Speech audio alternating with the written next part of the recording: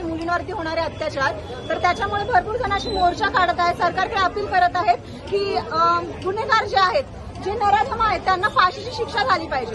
तर याच फाशीच्या शिक्षेसाठी इथे पार्क साईड, घाटकोपर विक्री पार्क साईड, इथे पार्क साईड एकता महिला विकास संस्थेचे जे अध्यक्ष आहेत आरती नवीन चावला यांनी ते म्हणजे भरपूर सदस्यांसहित तिथे मोर्चा काढलेला आहे. तर आपण आता जाणून घेणार आहोत की फाशी देण्याबाबत इथं सदस्यांचं काय मत आहे. तर मॅडम, तुम्ही काय अपील करणार आहात सरकारला आणि काय तुमचं मत आहे, म्हणजे काय बोलणार आहात? मॅडम, मला असं वाटतं फाशी हा शब्दापेक्षा ना, फाशी ही माझ्यासाठी नॉर्मल वाटते.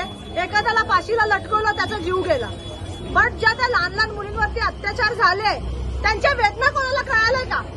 आज एखाद्या मोठ्या स्त्रीवरती काही, म्हणजे आता मी ते शब्द वापरू नाही शकत, जर एखाद्या मोठ्या स्त्री बरोबर काही होतं तर तिला एवढा त्रास होतं, तर एवढ्या चिमुकलीवरती काय अत्याचार झाला असत आणि काय वेदना तिने सहन केल्या असत. मी गव्हर्नमेंटला ही अपील करणार की सर, फाशी देण्यापेक्षा त्यांना अशी कठोर शिक्षा द्या की एक एक दिवस, एक एक क्षण त्यांना त्या जखमेचं म्हणजे ना सहन करण्याची ती शक्ती, म्हणजे त्यांनी स्वतःहून हार मानली पाहिजे की आम्हाला फाशी द्या तुम्ही करून, की असं त्यांना घडवा. फाशी देणं काय, ही फाशी मंजूर करी आणि लटकवल्याने जीव गेला. मला नाही वाटत की त्यांना फाशी द्यावं करून. अशी कठोर शिक्षा झाली पाहिजे की त्यांनी स्वतःच्या जीवाला त्यांनी असं वाटलं पाहिजे की आम्ही काय केलं आणि काय नाही. जी एक एक वेदना ज्या मुलींना झाली, ती एक एक वेदना त्यांना द्या तुम्ही, ही माझी मान्यता आहे. पण मॅडम, जसं की तुम्ही बोलता आता की सरकार काही करत नाही, सरकारकडे तुम्ही अपील करताय महिलांसाठी, पण सरकारने ऑलरेडी महिलांना महिन्याला किती पैसे देतात? 1500 रुपये सरकार देते महिलांना, तर ते तुमच्यासाठी पास झाले ना. म्हणजे महिलांना पैसे भेटत आहेत ना.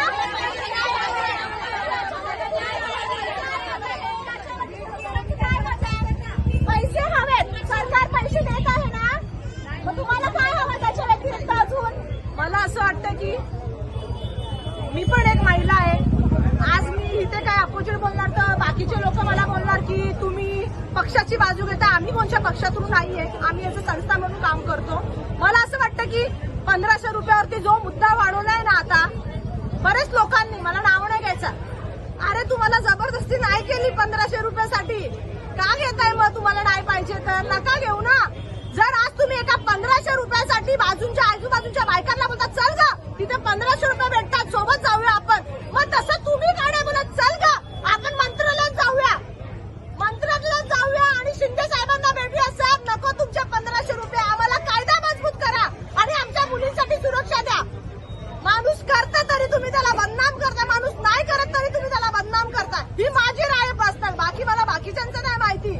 एकी जेव्हा असते ना तर सरकारला पण मंजुरी देणं गरजेची असते. तुम्ही 1500 रुपये करता, मग का घेता? का दिवसभर लाईन मारता? आज एका महिलाला बोला मोर्चासाठी उतरा, तुम्ही मोर्चासाठी नाही उतरणार, तुम्हाला भाजी घ्यायला लागते, तुमच्या घरात प्रॉब्लेम असतात का? तुमच्या मुलींसोबत घडणार तेव्हा तुम्ही उतरणार का? जी कोणाची मुलगी असेल त्या आईचा आत्मा काय म्हणला असेल, 3 वर्षाच्या मुलीचा आत्मा काय म्हणला असेल. 1500 रुपयाला तुम्ही एवढं मोठं करून ठेवलं की पुऱ्या दुनियामध्ये 1500 रुपयापेक्षा जास्तच काही नाही करून. माझ्यासाठी हे 1500 रुपये काय मायने नाही वाटत आणि हा मुद्दा पण मायने नाही वाटत. एकीच पाहिजे. 1500 रुपयासाठी लाईन लावण्यापेक्षा तशी एकी करा आणि ती एकी करून मंत्रालयात जावा. आणि मी एकच अपील करत, पोलिस आपले काम करतात, त्यांना कॉल येतात वरतून की हे करा आणि ते करा, त्यांना त्यांचं काम करू द्या. लॉकडाऊनच्या टायमाला पोलिसांनी त्यांचं काम केलं होतं ना, त्या टायमाला प्रत्येक माणसाच्या मनात भीती होती की मी बाहेर निघल्यावरती पोलीस आम्हाला पकडणार. आज ती भीती का नाही? का? कारण का तुमच्यामुळे एखाद्या गुन्हेगाराला कोणी पकडलं तर ह्याचा कॉल जाणार, त्याचा कॉल जाणार. सगळ्यात आधी तुम्ही हे बंद करा, वरतून कॉल टाकणं बंद करा आणि त्यांना त्यांचं काम करू द्या. ते आहे म्हणूनच व्यवस्थित चाललं. आणि कोण बोलतं पोलिसांनी न्याय नाही दिला, तर न्याय दिला कोणी? देतात. त्यांना त्यांचं काम करू द्या, ते त्यांच्या पद्धतीने काम करणार, त्याच्यामध्ये तुम्ही इंटरफेअर करू नका. माझं तर हे मत आहे. आणि राहिली गोष्ट न्यायचा, जर एकी असली ना, एकी, तर कोणाचंही चालत नाही. ही एकी बायकांची मजबूत. आणि बायकांनीच का आंदोलनाला उतरायचं? बदलापूरमध्ये झालेल्या घटनेला का फक्त बायका आहे का तिथं? माणसं नाहीये का? मुली का फक्त बायकांच्याच असतात का? माणसांच्या मुली नसतात? नेहमी बायकांनीच का आंदोलन करावं? या ना पाठीशी उभे राहावं आमच्या. मग कोणत्या गुन्हेगाराला ताकद होणार आमच्यापर्यंत येण्याची या तुमच्या मुलीपर्यंत येण्याची? द्या एखाद्या मुलीला आपल्याला छेडछाडी करू द्या, तिथंच आडवं पाडा, नंतर पाठी असताना त्याची हिंमत ठेवणार कोणत्याच मुलीकडे आपल्या नजरेने बघायची.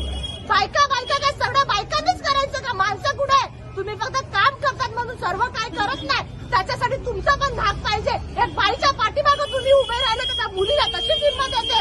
म्हणून माझं मत आहे, जर बाई उभी राहते तर त्याच्या पाठी प्रत्येक माणसाने उभी राहावं करून. तुमच्या पाठीशी